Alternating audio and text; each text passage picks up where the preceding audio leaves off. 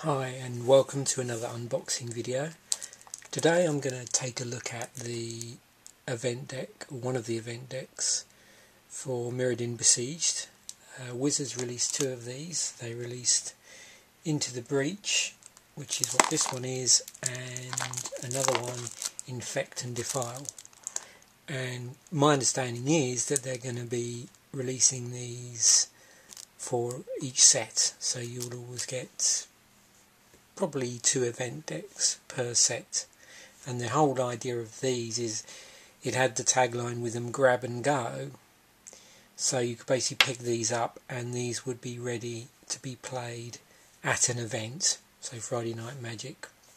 So I'm going to open this up, take a look what's inside, and what I hope to do is just flag up a few of the cards and just talk a bit about what possible substitutions you can do, and stuff like that.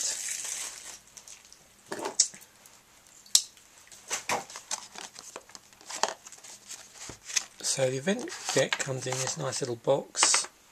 You can see this one has the Mirrodin symbol on it.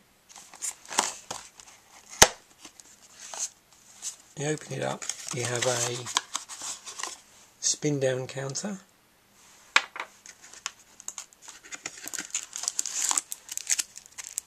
your sideboard, your main deck,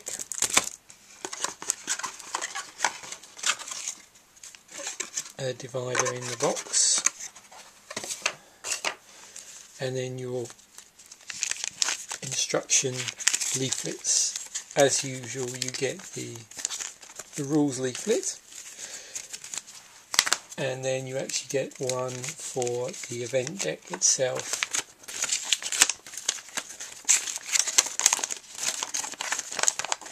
Which gives you a bit of a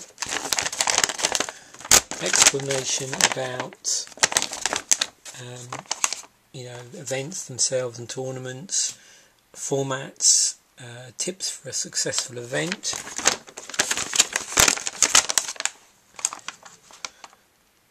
and how to play the deck.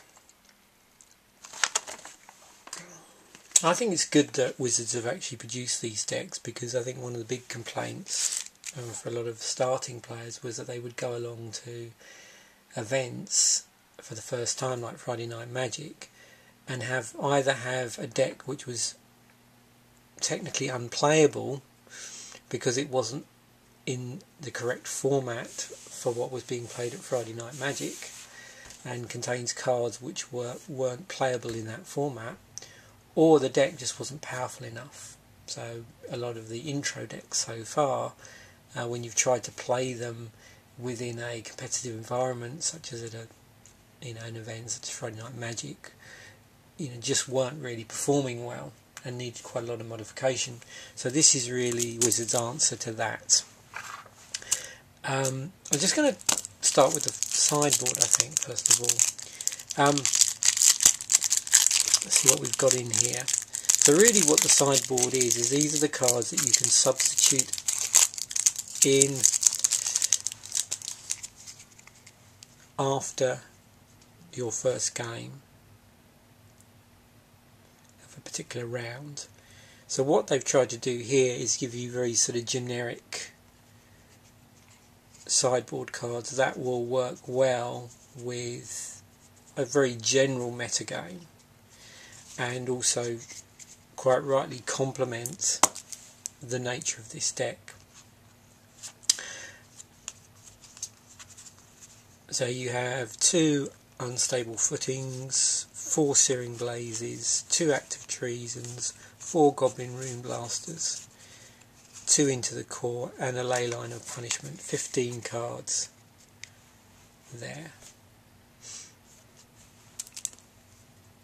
Now, of course, this particular sideboard, as I said, is very general. This is one area where you would want to change your cards dependent on the environment that you were playing in. So the sideboard you might choose to play at, say, a local Friday Night Magic would be different than a sideboard you might play at an open event or a PTQ or something like that, because what you would do is before you go to play, you would try and work out what the metagame is specifically to that event and build your sideboard to complement that, because what you're trying to do is create a sideboard that is going to deal with certain threats which your main deck can't, contain. Well, the job is the main deck can't contain every single answer to every single threat. So what you try and do is make sure that your sideboard is able to deal with anything that isn't in the main deck. Again, there's a limitation because you can only have 15 cards, so you are rather stuck. But that's the whole point of analysing metagames, is to try and work out what is the most appropriate sideboard that you should take along with you. So this, like I said, is very general. You've got this particular card, Unstable Footing. It's going to prevent damage. It's an instant, 1 cost. And it prevents damage for a given turn. But if you kick it, it also deals 5 damage to the target player. There's quite a high kicker cost, 3 colourless and a red to do that. But it's a great damage prevention card nonetheless. Searing Blaze. This is a good card for exploiting landfall that is going to be happening in this particular deck. There's a lot of mountains in this deck, a lot of land. But in its sort of unenhanced state, if you ignore the landfall ability for a moment, it deals 1 damage to the target player and 1 damage to a target creature that player controls. So it's an easy way of dealing with small creatures that your opponent might have, at the same time dealing 1 damage to them. But with the landfall ability, then you're going to find that it can deal 3 damage to the player and 3 damage to a target creature instead. So quite a flexible way of dealing with creatures and also taking hits to your opponent's face. Then there's 4 of those. Act of Treason. What this allows to do is allows you to take control of a target creature, and you can untap that creature and then basically play it straight away. It gains haste until the end of turn. It's a good card because, of course, what this is effectively doing is just taking control of creature cards that your opponent has. So you're basically just taking controls of creatures in their deck. So it's very flexible because you don't really have to worry about what's in their deck, because you're capturing creatures for 1 turn to use against them. That's providing, of course, their deck actually has creatures in it. Goblin War Driver, good way of dealing with non-basic lands. It's 2 colourless and a red for a 2/1, so it's just a creature in its own right that you can obviously use to attack and defend and block. It also has kicker, which allows you to activate this ability, this enhanced ability to do with destroying non-basic land. It also has haste as well, which means it doesn't suffer from summoning sickness, so you can play it straight away the moment you play it out.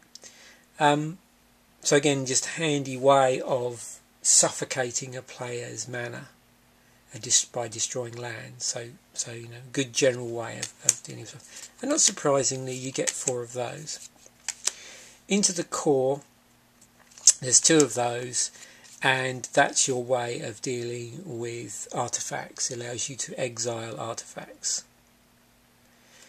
2 colourless and 2 red, so it's quite a high cost. So you're looking at not getting it out till at least turn 4, normally beyond that.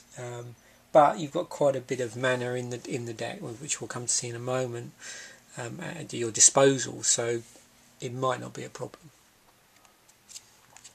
And then Leyline of Punishment.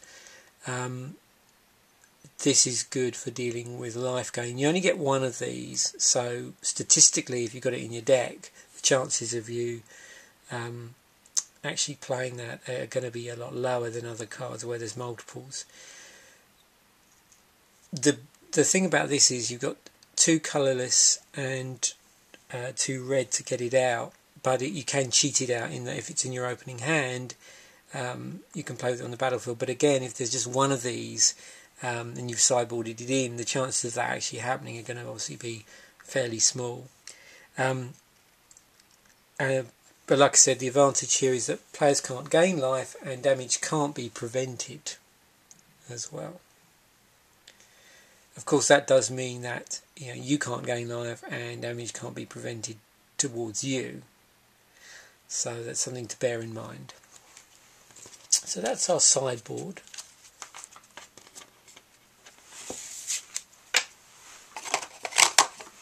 Now we'll just move on to the main deck.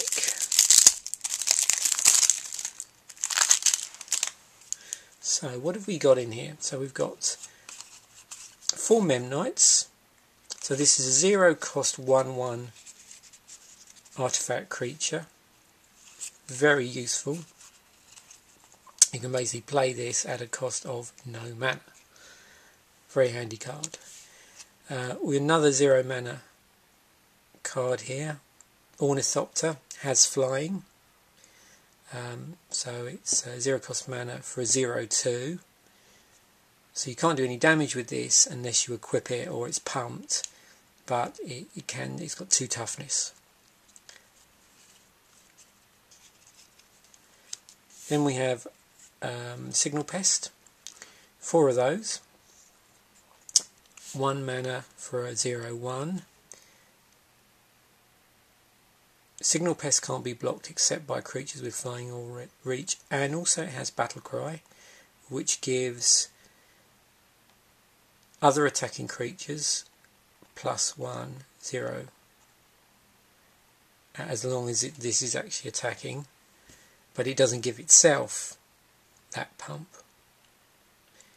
So this doesn't actually do any damage in its vanilla variety, but you can equip it if it's being pumped by something else. It will do damage. So low cost Battle Cry creature. You've got 2 Goblin Bushwhackers, which you can kick, and if you kick it, you can pump other creatures you control +1/0 based on the amount of times you kick it. They also gain haste.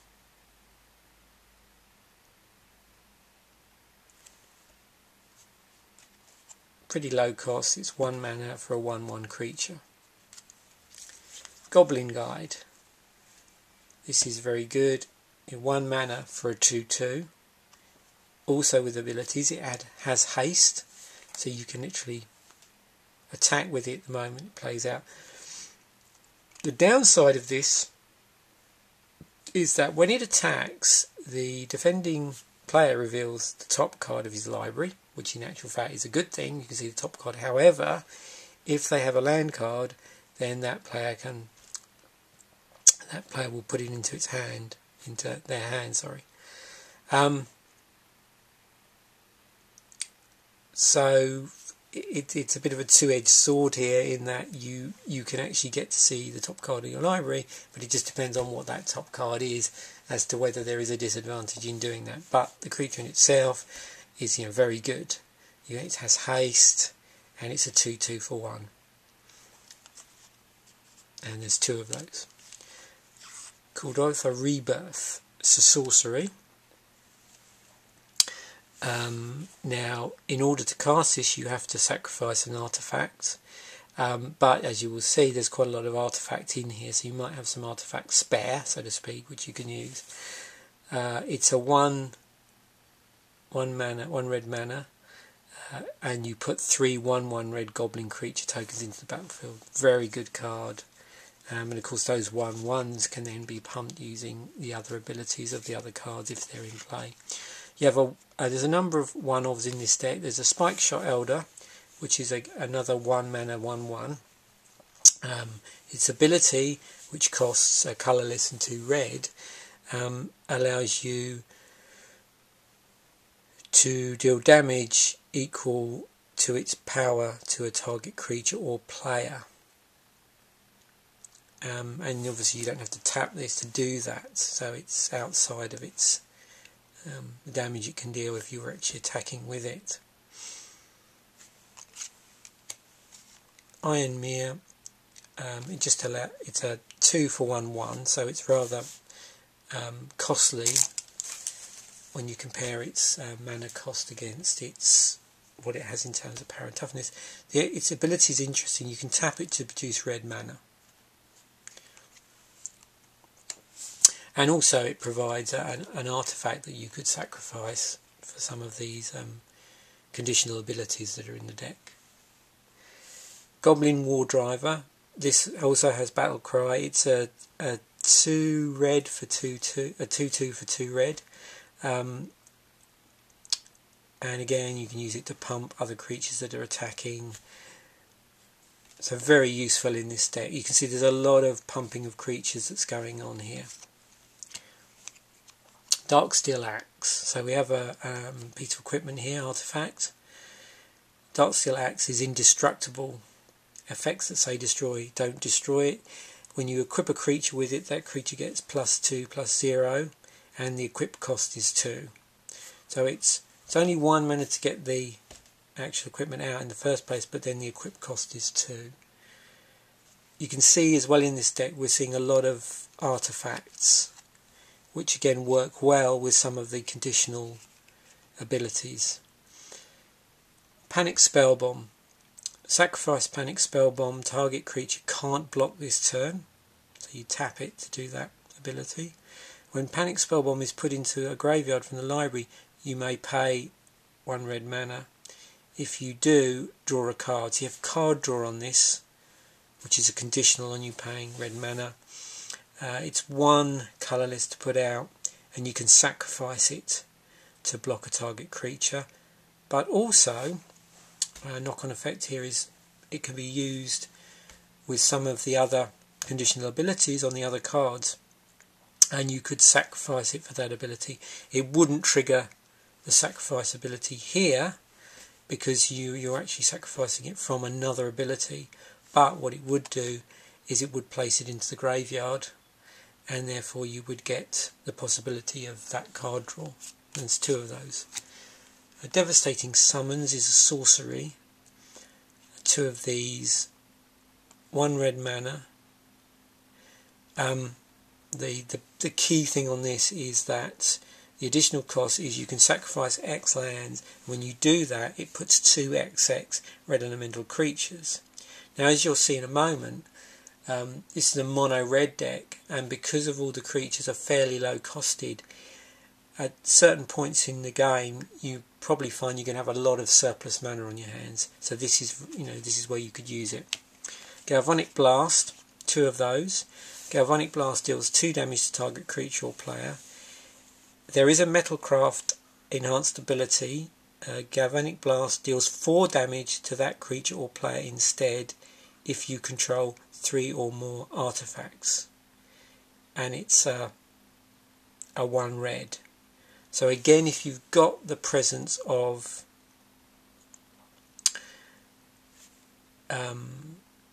artifacts, which you are likely to have with this, the way the deck's been designed, you've got effectively a lightning bolt +1. So very good. And then, funnily enough, we come on to the lightning bolts. Instant, 1 red mana, does 3 damage, either to a target creature or straight to a player's face. And then we're coming on to our mana base now. We have 1 contested war zone. Whenever a creature deals combat damage to you, that creature controller gains control of contested war zone. So this is the ability, if you like, which is going to be the hardest to control. You can also tap it to add 1 to your mana pool, and at the cost of 1 mana and tapping it, you could as an alternative pump your creatures +1/+0 until end of turn, your attacking creatures. Just coming on to this first part of the ability section, the rules text really. If you're playing a real aggressive deck and you've got lots of blockers out, obviously the chances of your opponent doing you damage is going to be a lot less likely. So this card, you really have to think about putting it in certain decks, because in certain types of decks this card is unworkable. Particularly if the deck's designed so that at some point early on in the game you might be just taking the damage to the face, because you've got other means of winning that you're going to utilise. Whereas in this deck you're probably going to have lots of blockers out, so the likelihood of you taking to damage straight to the face is greatly reduced. And finally you have your mountains, all of your mountains there. And in this particular deck there are 21 mountains.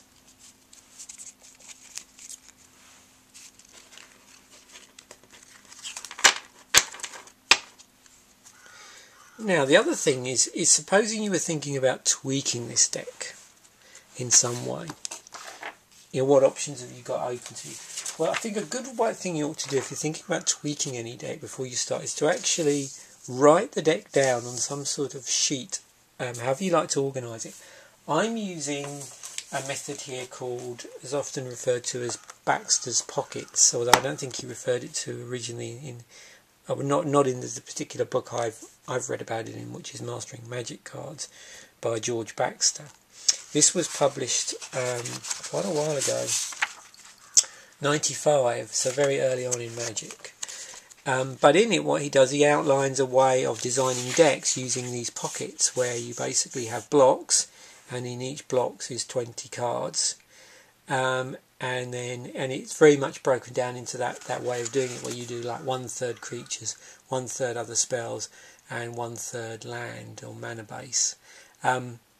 Now you don't have to stick to that, but that's where this original design comes from. And within each block you have pockets, and each pocket contains 4 cards. Not surprisingly, the maximum number of copies of any card you can have in Magic, excluding basic lands, and unless you're playing some other format, is 4. So that's why there's 4 in each pocket. And it's very good because what it does is it forces you, or makes you, try and group types of cards together. And so when you're trying to then change your deck, I think it's really useful, because then you can see, well, what I'm actually changing here. Another useful technique to use is often draw out your mana curve, so you can see what that you're trying to swap out like with like in terms of their slot and where they're going to be played. So I just drew out one for this very, very simply. And what you'll find is on the web there's lots of recommendations about possible ways of changing out this deck.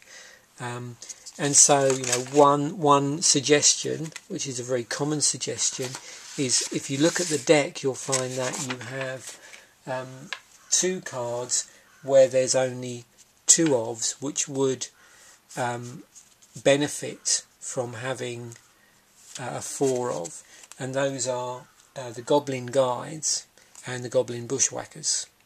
So instead of having 2 each of those, is to have 4, and then you've got to basically take out 4 other cards that are in the main deck, so you'll still be at the 60 cards. And popular cards to take out of this deck are things like Spikeshot Elder and Iron Mirror, which are the one-offs. The Darksteel Axe, if you're not particularly wanting to play equipment. The Galvanic Blast, you could take out 1 of those and just leave 1 in.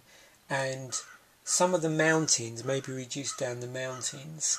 And obviously that takes out more than 4 cards, but other popular substitutions into this for those cards are things like Chimeric Masses, and to actually bump up the number of contested war zones, because the deck is so aggressive.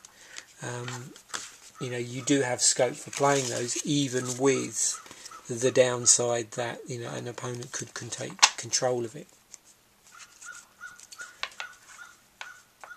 Other things I've seen online, people substitute out is just take the Darksteel Axes and swap them out with something like Flayer Husk, one of these sort of living equipment cards that are newer cards. But, you know, mainly the idea is looking at bumping up the number of Goblin Bushwhackers and a number of Goblin Guides. If you did take out the cards I've mentioned and substitute them with Goblin Guides, Goblin Bushwhackers and so on, the most expensive card that you're going to have to swap out is going to be the Goblin Guides, which I think are around $6.99 at the moment. So that's the Mirrodin Besieged event deck, the red one. That's a nice deck box. Put that all back in there.